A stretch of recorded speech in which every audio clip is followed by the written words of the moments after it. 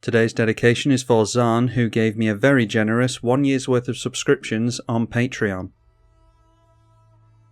Squall Seed Mercenary versus Kami, Gonti, and Ardbert. Well, our mana's a little bit clunky there, but we've at least got the black market connections. I very much like Sigarda's Aid. Yeah, the Demon's Disciple, we've got a few edicts in the list, which is good as well. Not the best, but I'll just hope that my opponents don't go rapidly fast in this bracket 2 game. Oh, okay, and I've accidentally passed priority somehow. Excellent, that's a good start. Yeah, it's just... it's already lagging. Haven't even had a turn yet. Alright, so now we're last in the turn order. Just drop the Shizo. Kami of the Crescent Moon is going to keep us in creatures. There's a Falwar Stone over here. And we draw Aura of Silence and another enchantment, Tival's Judgment. Apparently, we're not going to be forthcoming with the lands here. Go for the Plaza of Heroes, and at least we're going to get an unlimited hand size here with the Mana Rock. Ardbert down on turn 3. There is a Khan's Bastion for the Proliferate on the plus counters. I should point out that we've got 2 patrons of the channel here, Terax and Nethril. So I do thank you too for supporting the channel financially. And here we've got Ukima. I don't think they searched up... yeah, they didn't search up the partner from the library there. A Castle Vantress for the monocoloured player. Throws down a Folio Fancies, so really trying to get us to draw a lot, as you would expect in a deck like this. So we see a Grasp of Fate, which we're nowhere near, and finally we had to draw a lot of cards to get into the next land. Not doing well on the white mana though. So I think what I want to do here is get down the black market so that we can start fixing our colours. Or maybe we could go for the Commander here. It's not like we've got anything to reanimate is the problem. Could go for Aura of Silence next turn and sacrifice it, reanimate it. Maybe do that a few times. Or there's always Demon's Disciple as well. Could just do that now. Yeah, I'll do it now just to try and keep the board gummed up. So that has everyone's sacrifice. Shadrix has been discarded to hand size. Ukima goes down and probably gets pointed at us. Yeah, so drains us for 2 because Ukima hadn't been buffed yet. And if I had white mana I would have got down the Sigarda's Aid by now, but it's not happening for us unfortunately. A Sol Ring for the other Orzhov player. And we see Kenrith's Royal Funeral. Exile 2 legendary creature cards from the graveyard, draw X and lose X, where X is the greatest mana, so Shadrix at 5. He can only exile 1 card with that at least, but it did get countered. There was an Offer You Can't Refuse held up, so trades it out for treasure tokens. Darksteel Ingot just continuing to ramp over here, 5 cards left in hand. And down to 4 with a Shadow Mage Infiltrator. So when that gets through, you may draw a card. And we see Skull Cage from this player now at the beginning of each opponent's upkeep. It deals 2 damage to that player, unless they have exactly 3 or 4 cards in hand, so yeah, we need to be wary of this thing. And each player draws X cards, that can't be many. Yeah, didn't draw any there. So we take the first 2 to the cage, and we're only going to draw the 1 card here thanks to my removal of Kami, but there we are. A Prismatic Vista to fix our white mana. I would be absolutely tempted to go Aura of Silence onto the Sol Ring here, but, well, the white mana's not fixed anyway. And we probably just play our commander into removal, but I think I'm going to try it here anyway, test them on it, and we might as well get down the Sigarda's Aid. I'm hoping that we'll have a free run of getting through to somebody. Might be that we see chump blockers though. A Claim Jumper to catch up on mana, or catch up on lands at least, he has mana. Has a Shizo of his own, so this will care about artifacts and black creatures blocking, but everything else it will storm through. And there is an Aura of Silence for our opponent, so we might have to play ours just to blow up his. And down comes Gonti, Canny Inquisitor, and the 1/3 straight through to the right. He could have swung in through the white creature, but obviously the blue player is wide open here, so triggers the Gonti for the first time, as well as drawing a card to the Dimir creature there. We don't get to see this card that's exiled, it is exiled face down. Well, the blue player is wide open, so we'll take our 2 damage and then we can turn in sideways over there. If I go for Aura of Silence and it gets countered, we can at least still reanimate it, so I think it's worth going for here, because we definitely want to blow this up in a Voltron build. And yeah, we're seeing our lands now, which is great. I think I want to go for the Edict again, because we just need to be controlling the board and continuing to get damage through as best we can. We'll have to crack this for the double white mana first. And it's funny, if both of these things were to stay in play, then it would mean that these two players would have to pay 4 extra for artifacts and enchantments. But I imagine the blue player is going to counter this anyway. Hopefully he doesn't remove Squall though. Okay, he goes for Cryptic Command. I would have held on to that personally. I mean, he draws a card at least, but yeah, Aura of Silence blowing this up. Maybe he's worried about losing some of his own stuff. So let's go through to combat. Would have been nice to get Skull Clamping. We could have got a couple of extra points of Commander, but I don't think it really matters. So swing in alone, and he will get double strike. So with the first one, get down the Aura of Silence. I'm wondering if to do Aura of Silence twice here. And we'll get rid of his Aura of Silence. And if the blue player disliked Aura of Silence enough to counter it, then I'm assuming that that's going to hurt him. Sigarda's Aid, do we go Skull Clamp in response to that? I think we're fine now that the Aura of Silence has gone down. And Sigarda's Aid will equip it for free, so we'll get another piece of Commander damage, and if someone does decide to blow up Squall, then hopefully we'll draw cards off it. We can always reanimate Sigarda's Aid down the line, hopefully. And then double strike again. Let's get the Aura of Silence back. Now I said I was going to try and control the board with the edicts, but we're probably going to see blockers hit play regardless. The blue player just passed priority previously when he couldn't get this stuff down. So maybe he'll do that again, not manage to get a creature in. If he plays his Karma, you won't want to block with it. Ardbert into play again. And a Metatastic Evangel.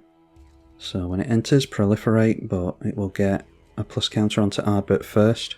3/3 Vigilance in at us, and now we'll see if this player decides to tap down any of his creatures.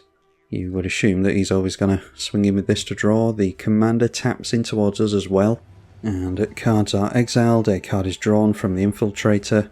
A Dragon Horror. Brainstealer Dragon, sounds scary. At the beginning of your end step, exile the top card of each opponent's library, and you can play it. Whenever a non-land permanent an opponent owns enters under your control, lose life equal to the mana value. They just took a land from us, Font of Mythos here, and a swamp from Terrax. So I'm thinking, now that we've got our colours fixed finally, the Grasp of Fate is going to come in handy. I think I want rid of the Commander here. We'll at least be able to get the Brain Stealer out of the way, and then we can get through here, assuming that we can't get through to the blue player. Alright, again, looks as though he's holding up interaction for us. So, if we get double strike on our opponents, then we're going to get multiple triggers with this. But there's no guarantee that we're actually going to get through with the Commander. If we get it removed by the blue player, I'll wish that I'd gone for the black market. Let's go Grasp of Fate and test our opponent on some counter magic here. He doesn't have all that much to lose, so we should be letting it through. That came through pretty quickly, so it's the Commander, the Dragon, and the Folio, I think. Try and make him tap out into that before it gets exiled. Alright, and that goes down pretty quickly. So let's aim for the Tival's Judgment and see if we can actually land damage here. He is holding up priority on us, but like I said, passing it through quite quickly. So maybe he's going to let us attack. I would be telling him, if I was across the table from him in a game of paper, that I'm looking to get rid of these creatures with the Demon's Disciple a couple of times now, which benefits the blue player. I have a feeling he's not going to allow it though.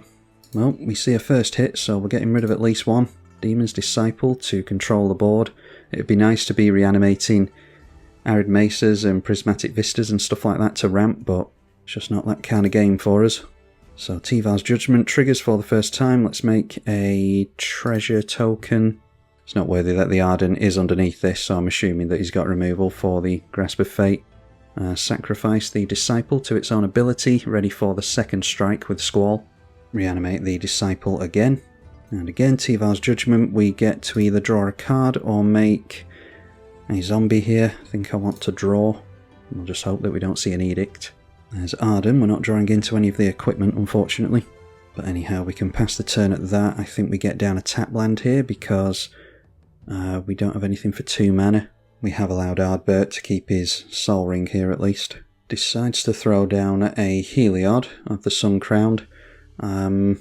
Might be that he has Fracture or something like that onto this, because I'm fully expecting the Grasp of Fate to go down. He gets his Commander back. He did have to pay 5 mana into Heliod, of course. takes our Bloodstained Mire and cracks it. The Gonti player does. Reminisce is target player shuffles the graveyard into the library. Yeah, that's not ideal. Be nice to get Sigarda's Aid and Demon's Disciple out again, but it's not the end of the world. I'm glad that we cleared the board of creatures with the Edict now.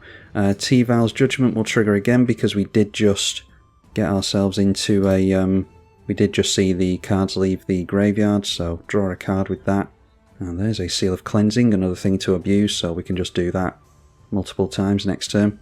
Don't see a lot of Aura of Silence, but yeah, it's been a very good card for a very long time, and our opponents do seem to be struggling against it here. They get a Rampant Growth and a Kazur. That's the reason that they didn't pull it from the library. They always had it in hand, apparently. And then the blue player doing something before his turn begins, just deciding to scry 2 with the Castle Vantress, see if he can get into anything relevant that isn't an artifact or enchantment, seemingly. The Reminisce came from this player, by the way. You see Field of Ruin, and I've noticed that there's a Trench Post here. I'm guessing he's got the Locust cycle. This is mill a card for each Locust you control for 3 and a tap. So I'm not entirely sure what the plan is with this deck. If he... I mean, obviously he wants to get some semblance of draw pain going at some point, but then there's bits of mill in here as well, so I'm not sure if he's trying to deck us. That doesn't make sense with Reminisce, though. Maybe Reminisce is meant for his own graveyard, to put his own library back. Used as graveyard hate by the Gonti. I don't know if Nethril would typically use it like that. Anyway, Homunculus Horde. Whenever you draw your second card, copy this. That is going to get out of hand quickly. So I'd be tempted to actually go in at this guy so that he blocks our Squall, but then we're not getting damage through because we don't have Trample yet somehow. Again, taking a shock from the Skull Cage. So there is a swamp for us. I'm going to make use of Seal of Cleansing immediately. And Terrax definitely holding up priority as we assumed he would. He might have removal for the Squall. There is a Shizo, so I'm going to give it Fear. He's trying to direct it in towards the blue player. Where do I want to attack? I mean, it's between these two, I think. The blue player seems to be struggling against us. We've already landed 8 points of commander damage here, so while we're not getting into additional power, it's probably going to be a good idea to continue to chip away at this guy. So let's go Seal of Cleansing onto the Sol Ring. And then with our Fear, we can get straight through the Kazur. And we will get to draw cards with the T-Val's Judgment here. But it looks as though we're going to be getting down the Black Market connections. So double strike, this is a further 8 points of commander. So we've got him next turn if we like. We do have our own Shizo to make use of, don't forget. T-Val's Judgment will draw us a card. Probably make a token on the double strike. Have to blow up the Skull Clamp thing here, whatever it's called. The Skull Cage. Have to do that before the second strike hits, of course. And again, that re-enters after reanimation, so a zombie token this time. And I think we'll just keep hold of the Seal of Cleansing. Hold it over everyone's head. They'll have to obviously invest more mana into it, and might not even want to get it down with a Seal of Cleansing sat there looking at them. And a Cursed Marauder, just to further give our opponents a headache. So we are nicely controlling the board here. Let's get this down. Yeah, it's non-token, so we couldn't keep the Cursed Marauder in play. It does have to sacrifice to itself. And it seems as though we're starting to do the thing here, even though it's not all that fun for our opponents. I just can't allow things like the Homunculus to start getting out of control. So we'll throw down a swamp, get out the Black Market connections, ready for next turn. We're nearly down to half of our starting life total, but we're not drawing an incredible amount of cards either. So we've got Terrax down to 5 mana now, and 6 with a land. And I think it was the right move. This guy, I mean, he's going to have 5 cards in hand and plenty of mana to do whatever he wants, so I think it was the right move to bully him a little bit with Squall. He's got no protection on Squall whatsoever, so it's unlucky that none of our opponents have any spot removal here. Looks as though he's just passing through the turn, but this is exactly how we want the game to play out. Keep creatures out of play to make sure that Squall can get through and keep reanimating stuff and keep controlling the board. We do have means of unblockable on Squall, but obviously we need to actually draw into that. Another land played by the Sultai player. He has Access Tunnel for unblockable. I think that's the only utility land he's got. Thieving Amalgam. And that's at the beginning of each opponent's upkeep, so that's a good counter to our Edict effects. It's going to be more difficult to get through this guy, especially with cards like Shizo. And Edric, Spymaster of Trest, is a very good one, so he's set up for next turn potentially. And it seems as though the blue player's continuing to struggle over there. So we don't want to do anything at the end step, let's just leave it at that. And again, a creature being manifested by the amalgam, so ideally we draw into spot removal for this, and then take this guy out with the fear. You can only flip these things around if they are creatures, otherwise they'll remain 2/2s. And just another land for us. So let's see what we can get off the connections. I'll just draw a card here. We'll go down to 22. Alright, a Pure Steel Paladin. Again, we don't have any equipment, unfortunately, so I suppose we could blow up our own Skull Clamp and then reanimate it and draw a card that way, but yeah, that's a bit sketchy. So I think we're just trying to control the board at least a little bit with the anthems here. Field of Ruin may well be getting held up for our Shizo as well, because it's good against the blue player. I'm just thinking it might be worth including Crucible of Worlds in this list. Anyway, we've got 7 commander damage on this guy, so we'll put these two in a precarious position. And now he's after doing something to us. That is an evacuation, bounces all the creatures. Well, that deals with this guy at least. So I'm glad I haven't spent any mana yet. Let's leave that alone. The only real threat there is that we didn't end up with an additional treasure and an additional draw from the Tival's Judgment. Why did we get the Sigarda's Aid back there? Oh, because it was underneath the... It was one of the manifested creatures. Alright, well, that's cool that we got Sigarda's Aid back. None of our opponents know that, though. So we can go straight in for our commander again. Blue player's still holding up priority, so he might have some more interaction. Let's go for the Pure Steel Paladin as well. And we've only just got Metalcraft, so we don't have to pay to equip the Skull Clamp here. I'll hold up Sigarda's Aid as a surprise for our opponents, which I'm sure they'll be elated to see. So he bought himself a turn against the onslaught of Squall there. Gave us a little bit of card advantage in the process. I think it's finally time to hold up the Demolition Field while we've got 2 mana held up. Raidan, that's Snowlands enter tapped. Non-creature spells your opponent's cast with mana value 4 or greater cost 2 more, so yeah, plenty of stacks effects here.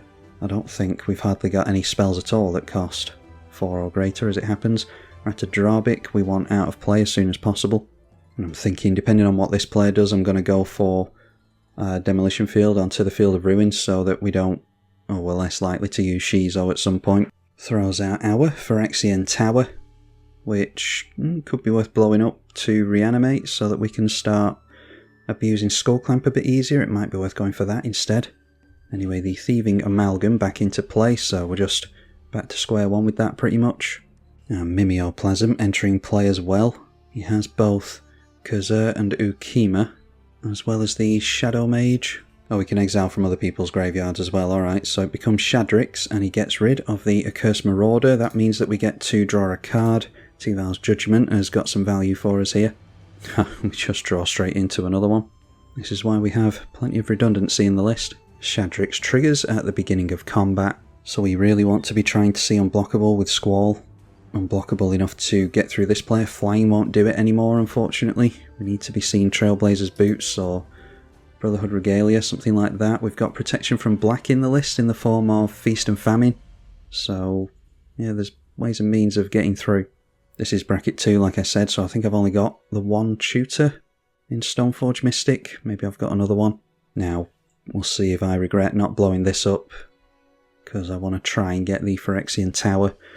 An Inkling has been handed over here, so we can't as easily get through there either. And Kami straight back into play now. Does our opponent sacrifice his own Kami to the Edict or not? He's tapped down his Field of Ruin again. Maybe he'll attack him with the Inkling, I wouldn't recommend it. Yep, decides not to, so now it's Demo Field. We'll try at some point to get this thing back. Does mean that a couple of our opponents are going to be holding up mana when they wouldn't have been, so that might make a difference, but I'm guessing if they have spot removal, then they would have used it by now. Thieving Amalgam continuing to manifest creatures off us. And some form of Unblockable for Squall straight off the top, please. Probably just be a land though. So Sheltered by Ghosts. So we can exile an on-land permanent, which would be the Ratadrabik, I think. We have to pay a ward for that. But I want to see Ratadrabik go down anyway, especially when we're about to try and Edict, so yeah, that's a good draw. And the black market connections, let's go for a card draw again. And just more lands for us. So that means we want the Sheltered by Ghosts first. Try and dump it on our commander. Priority held up by the Sultai player, so he might be able to do something for a single black. But we're going to get lifelink on our commander here, hopefully, so we'll get further away from slowly being depleted. 5 cards in the blue player's hand means that there might be some means of counter magic here. And it is allowed to hit, so go straight after the Reanimator. And we have to pay the ward on that. Yeah, Sheltered by Ghosts, a really, really good one. So now we've got +1 to power. Squall is a 5/3 double strike lifelink ward 2. And we've got the Reanimator underneath there as well. Let's go for Plaguecrafter. Not the end of the world if this one gets countered. And we sacrifice our own Plaguecrafter, of course. We're going to see this thing go down. Probably a manifest creature. They'll have to be careful what of ours they sacrifice, because they're just going to end up loading up our graveyard slowly but surely. So decide to hand back a Howling Mine over here. Thieving Amalgam will drain 2 on the blue player. The Inkling has gone down, so I think we're going to point the fear at this and then get through for that damage that we didn't land previously. Or we could hold up the mana and try and do something else, but I don't think we're necessarily going to do anything else this turn now. So we'll make use of the fear, play a Flooded Strand, and could go for the Surveil Land, try and put something relevant in the bin, but I think I just want to carry on annoying my opponents with Plaguecrafter, mainly because this guy is being a headache for us. As long as he can keep this in play, he's going to be able to defend himself against Squall, so he's doing what he has to do here, especially while we can't get into pretty much any of our equipment. And this is one of the better edicts to not get exiled as well, because each player who can't sack into it is going to have to discard. Terrax is only down to, or he's down to only 2 cards in hand. So this goes straight through to the blue player. We're going to have him on 17 points of commander. This is the problem with not being able to deal with players straight up. You can make enemies of the entire table, which we obviously have here. We are the threat, but it means it's a 3-on-1 as opposed to a 2-on-1. Just not getting the luck in buffing our power, unfortunately. Ominous Seas was cycled there. So we will reanimate the Plaguecrafter. And I think definitely a Crucible of Worlds would be handy in this list, because we don't want to be kind of wasting the triggers on Squall in games like this just to get lands. Draw a card to the Judgment again. And there is a Sign in Blood for us. So if we make a treasure here, then we can... Not sure we can get into double black for the Flooded Strand. I'm just thinking of keeping up Metalcraft, but we can always make a treasure next turn for it. Not that we're making all that much use of Metalcraft. There's a Cabal Coffers, so maybe we are starting to reanimate lands.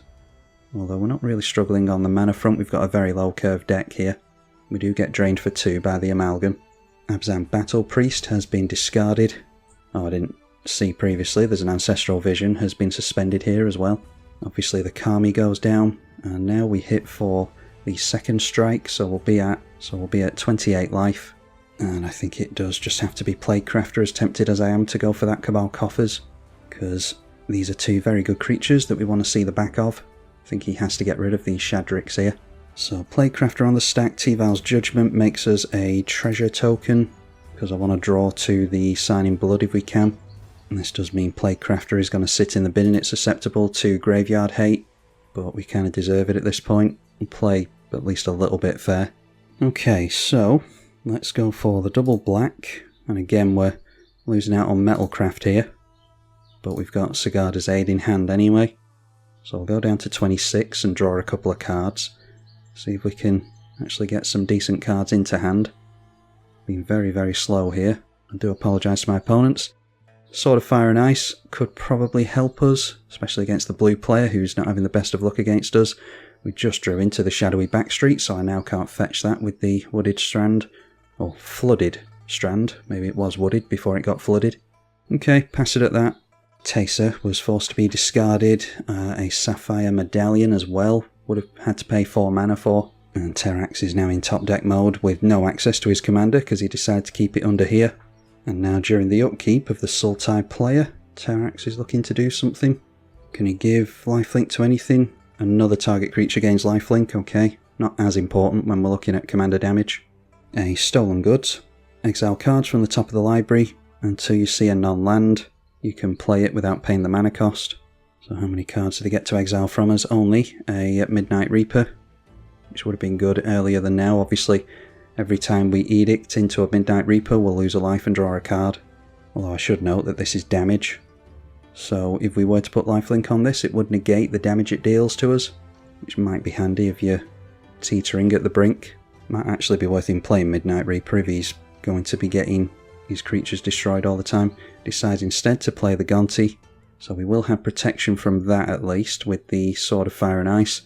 It continues to be this thing that we can't get through, and does decide to play that Midnight Reaper. So that's 2 black creatures we have to get through. Swings in at us with the 6/7, we just take the damage here. Takes the 2/2 manifest creature to the left. He might be able to flip that round if it's a creature, although he doesn't have much mana left. So exiles a couple of things, and again they are face down, so mystery cards to all of us except Gonti. A Viceling. Our opponent finally manages to get another artifact into play. X damage to that player, where X is the number of cards in hand minus 4, so it's oh, there's a 1 mana artifact that does it. Ivory Tower. The Iron Maiden card. No, whatever. You all know which one I mean. So I don't think there's any other tap lands to grab with the Flooded Strand, but we'll crack this anyway. We're down to 19 because we've taken some damage. Yeah, just a plains for us. And this is an artifact creature, so the fear and the protection from colours isn't going to help. We haven't even drawn into any trample, but we've got that in the deck as well. I suppose we can just blow this up with the Seal of Cleansing. No need to do it here, we'll see what we draw into first, because I think our opponents aren't playing anything into the Seal of Cleansing. We will lose life though. So go down to 17 with the Viceling, hoping the blue player doesn't scoop if we decide to take him out here, because the life gain is going to be relevant, I think. Okay, we're just continuing to get flooded, unfortunately. So we have to take another 2 to draw a card here. Didn't make a treasure because I don't think the Metalcraft is going to matter with Pure Steel Paladin. Alright, there we go. So that was well worth doing. A Brotherhood Regalia. And if we get the equipments into play, we'll have Metalcraft again. So let's try to get down the Sigarda's Aid. And if it goes straight through the blue player, then, or both the blue players, I'll assume that they don't have counter magic. Although maybe they want to counter whatever we get into here instead. Blue player's thinking about it. And yep, decides to Swan Song us. That is actually fine, because like I said, we're going to have the Metalcraft available to us now anyway.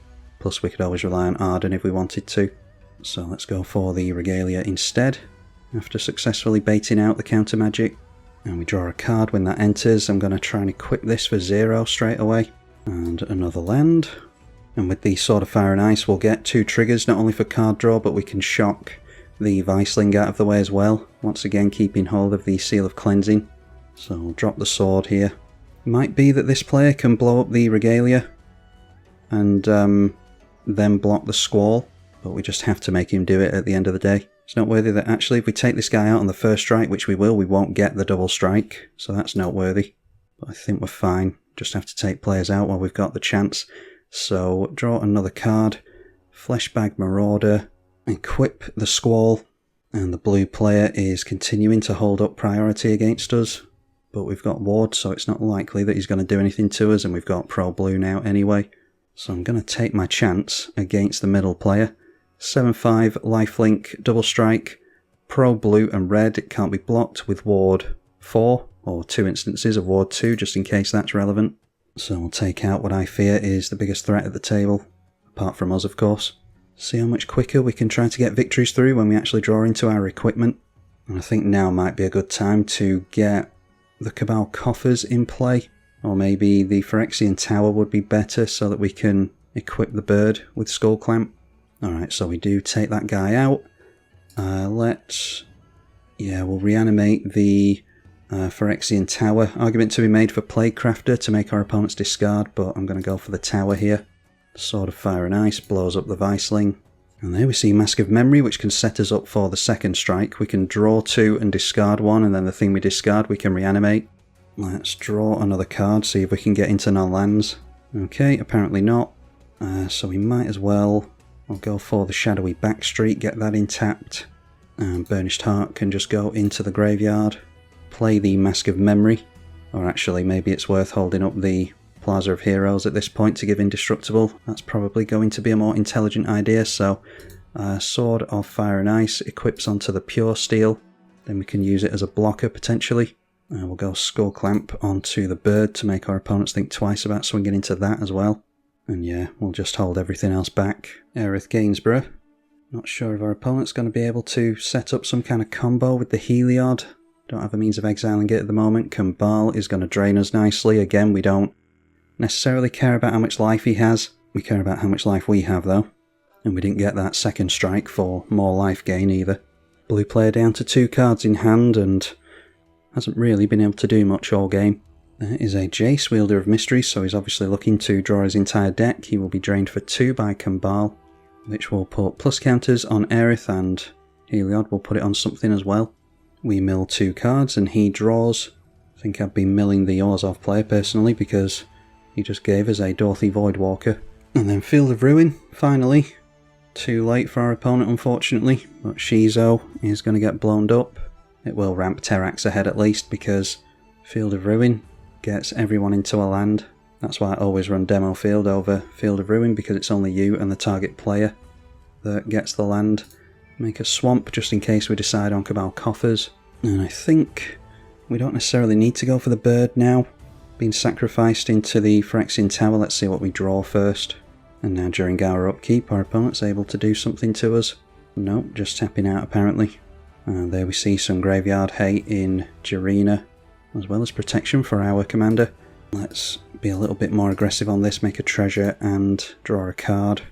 And there is a Ganjo. Our opponents can't block anyway, so we just continue to draw into lands. Let's go Mask of Memory and get drained for 2, which means that things get buffed, but it shouldn't matter if we get to Edict a couple of times. I think I might be tempted to draw into the Skull Clamp actually, because if I can one-shot the Orzhov player then that would be ideal.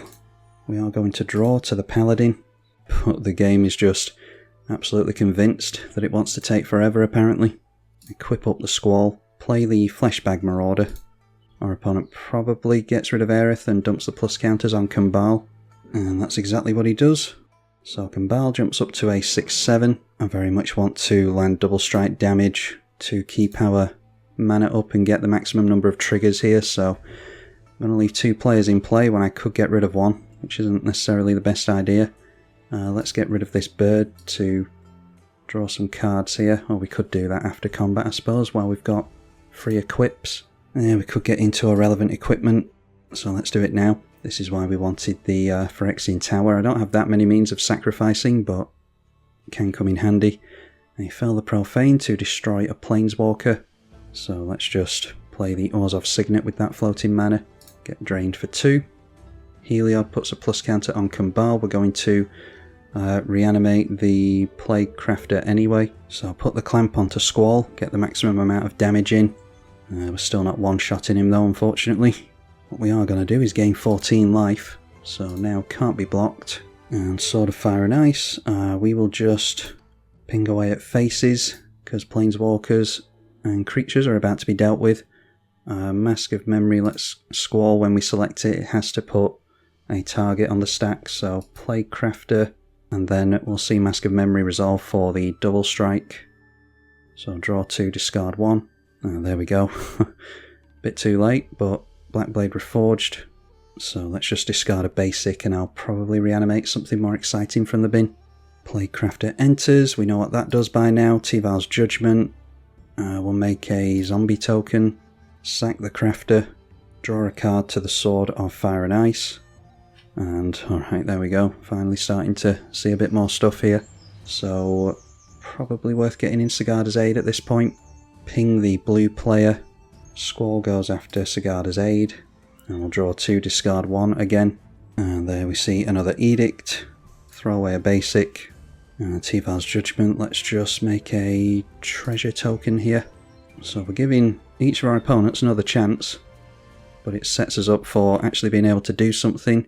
Cathar Commando, we're finally starting to see the things we want. And before I pass through, definitely want to be getting down the Jarina. Exile the Orzhov player's graveyard, he's much more likely to reanimate stuff. Play Command Tower and pass. Now then, Looks as though this is the Ancestral Vision is not going to trigger, unfortunately, for our opponent. Terrax seems as though he just got into a land, so I just played a game against him where it was rapidly fast and people got absolutely battered quite quickly when I was there doing absolutely nothing. So for contrast, I'll probably show that at the end of this video. It does show off Terrax's video, his deck even, at least a little bit. Does look like an interesting list, but we had the luck this time, whereas he had a bit more luck on the previous one. A Body of Knowledge with one card in hand. And it's good with the Sword of Hearth and Home as well. We've got, say we wanted to flicker edicts and sacrifice tokens to them, then we could do that. Things like this for getting rid of graveyards is good as well. And then decides to tap out, so let's go for the Sword of Hearth and Home. Everyone's going to be a one-shot at this point. And we can play and equip this for free at instant speed thanks to the Sigarda's Aid. So we'll throw that onto the commander, of course. Draw a card to the paladin. Down to 43 cards in the library. Got Black Blade Reforged as well, just for the fun of it. And we'll throw that onto the paladin. Colossus Hammer. Yep, it only took us drawing half of our deck in order to get into the stuff. I'll throw that onto Jarina. Should maybe be the zombie if we're looking to sacrifice that. Yep, we can't miss now. Umezawa's Jitte. It's just been unlucky for us. I apologise to my opponents for it dragging out for so long. But we'll leave the turn there and try to systematically deal with them. I think we'll get rid of Terrax. He's managed to get into Ratadrabik again. And there we see a Talisman of Hierarchy. So, draw a card. Go through to combat with our 8/7 commander, which can't be blocked. And we'll be able to shock the Body of Knowledge out of the way as well. So yeah, as ever, we can always rely on Terrax to stick around. He was pretty much watching me play for, I don't know, probably about half an hour there. Let's flicker Jarina so that we can exile the graveyard. Probably not relevant. Shock the Body of Knowledge first so that it gets exiled as well. Mask of Memory hardly seems relevant now. But we'll get the Reanimation. Make them discard. Where are we? To the Playcrafter. Tivar's Judgment triggers, draws us a card. Oh, I suppose actually I should have gone for the shock first. Shock this and then make them discard, but whatever. Draw 2 and discard, puts this in the bin. Flickering Jarina unequips the hammer, but I don't think it's really relevant at this point. We'll get a land as well. And she comes back into play, exiles the graveyard, and we've got no second strike. I'll just drop the Talisman, and we'll pass at that. Don't think Hexproof with the Swiftfoot Boots is particularly relevant when we've got protection from blue. He is about to draw a bunch of cards with the Vision though, so that would be funny if he could come back from this. Goes up to 5 in hand once the draw steps over. But it's just this thing that's been holding him at bay the entire game. Ha, propaganda, that's funny. But unfortunately for our opponent, well, we've got plenty of mana now, but we've been holding up Seal of Cleansing for the last half of the game as well. A Chasm Skulker, he's not going to draw enough cards into that. And a Juicy Apprentice. If you have 9 or more cards in hand, flip the creature for 3 and a tap.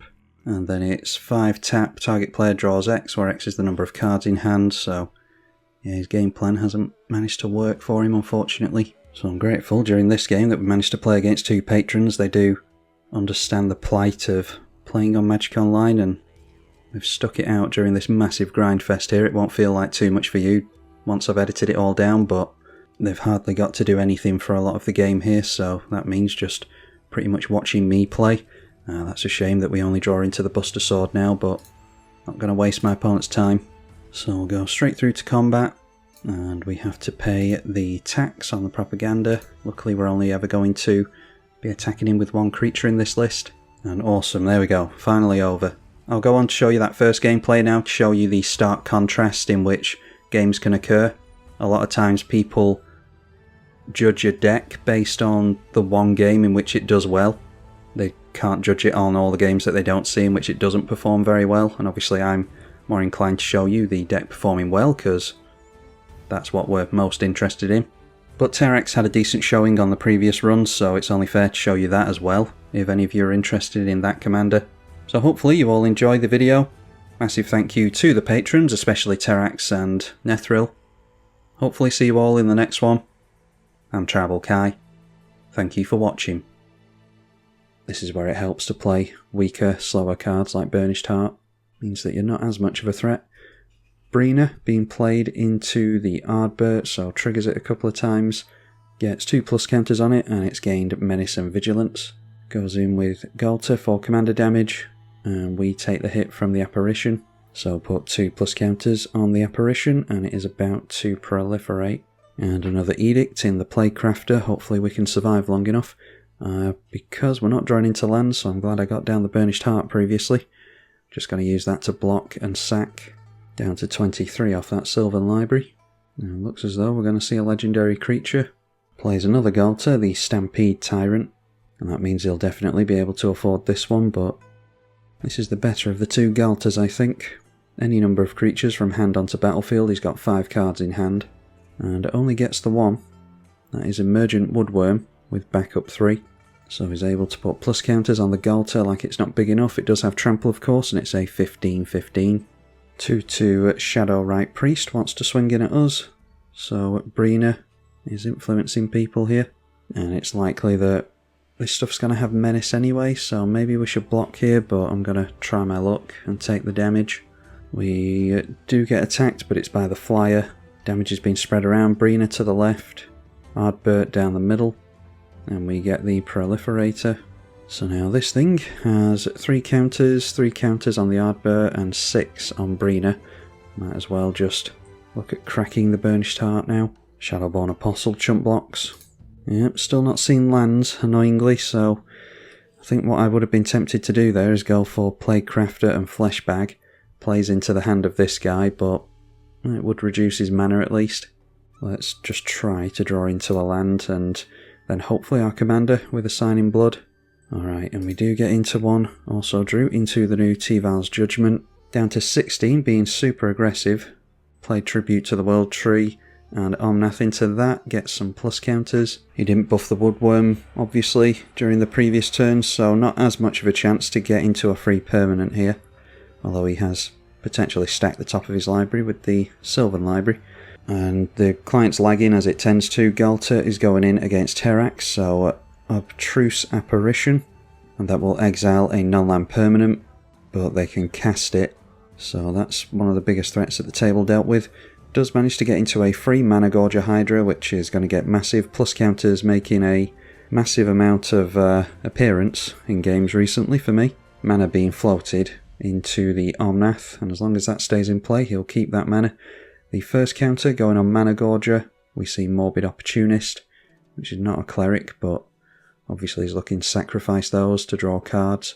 So I think next turn we're quite well set up to go for the 2 Anthem or Edict effects. That will clear the way here, and then we can swing in and maybe reanimate one of them and a land, or we could get rid of 4 creatures here, so might be worth doing it for that alone. Really slow this game down. See if Terax gets into a creature here. He does. Elasso Core, does that hit everyone? Yeah, it hits each opponent when another creature you control dies. And a Ratadrabic as well gets it down just in time for us to do the Fleshbag thing, so yeah, us being turns behind on lands is going to end up hurting us again. A 12/14 Brina goes in against the 16 health of this guy. We get the Commander, which is a 10/10, a 5/5 down the middle, and this has been buffed up to a 16/16, so